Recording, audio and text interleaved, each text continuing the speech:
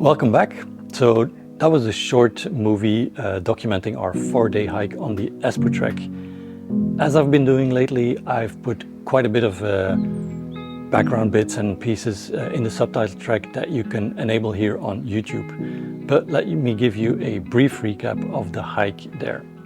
So the Esputrek, it's a loop trail of about 100 kilometers in the Sierra Espuña. It's a mountain range and a regional park in the southwest of Spain. It's not too far from the city of Murcia, and we did this hike in the middle of February. And I have to say, temperatures were really nice for that time of year. You still get those late sunrises and early sunsets, but when the sun is out, it's already plenty warm. It's also a pretty dry region, but we did get some rain right at the end, which is why I didn't film it.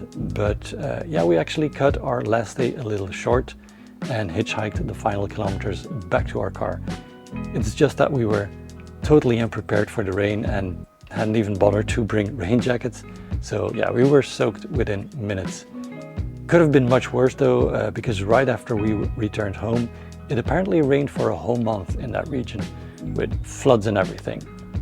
Now, the Esputrek trail was introduced not that long ago as a way to attract tourists to the park, but keep in mind that several sections are totally unmarked and sometimes even hard to find.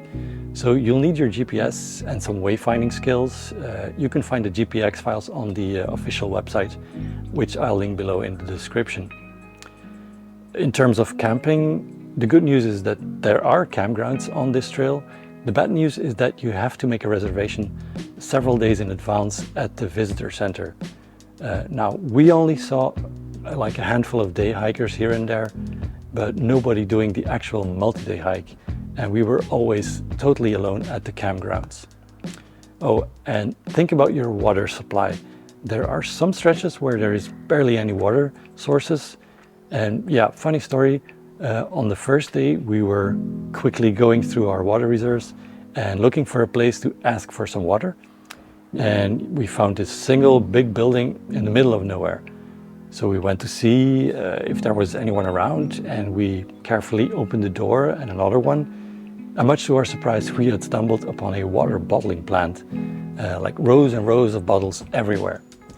Eventually, we managed to get the attention of the employees, and they gladly gave us 2 big bottles of fresh spring water.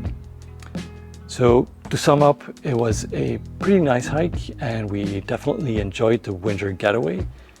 But if you ask me, should you go ahead and do this hike? The answer is, well, maybe. We were staying at a family apartment nearby, so yeah, if you're around the area, go ahead and hike this trail. But if you live somewhere in Europe and you're looking for a multi-day hike you can do in the winter months, I would instead just go to the Canary Islands or Madeira, for example. It will cost about the same, and yeah, you'll get way more variation and options there. If you're looking for inspiration, I have some videos from those destinations on my channel as well. If you want more stories and background for this hike, like I said, go back and turn on the subtitles if you didn't. And if you have any more questions, drop a comment below. And as ever, there's more news and pictures on Instagram. We are heading to the mountains real soon with our camper van, but yeah, no idea yet if I'll make a movie there. Yeah, so you'll have to subscribe and keep an eye out, and I'll see you in the next one. Goodbye.